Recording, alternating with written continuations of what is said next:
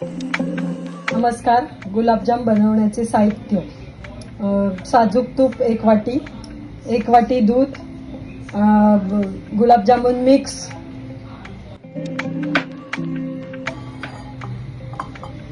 दूध घालून चांगलं मळून घ्यायचं. गोळे तयार झाले, त्याच्यावर ओला कपडा टाकायचा म्हणजे ते सुकत नाही आणि चांगले फुलून येतात.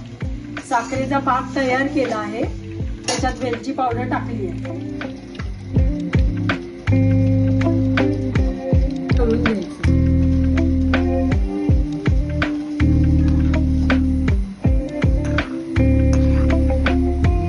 असा कलर आला पाहिजे.